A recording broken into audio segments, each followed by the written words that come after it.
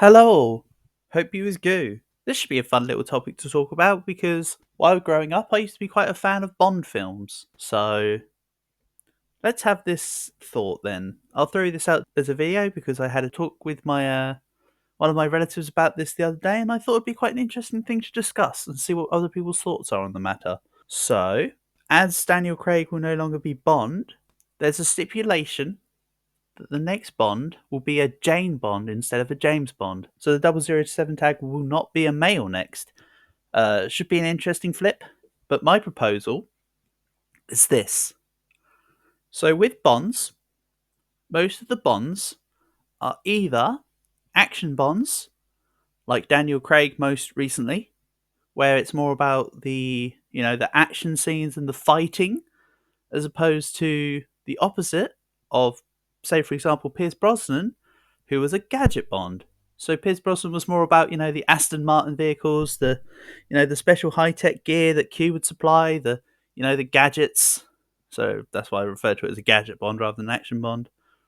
While some Bonds are somewhere usually in between, they usually come under one of two.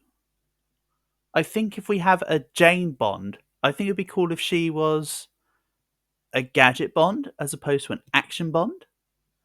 I think the idea of, especially now that we're heading towards a time where, visual effects and CGI has got super amazing compared to the last time we had a gadget Bond back at Brosnan, I think it'd be cool if we had another gadget Bond.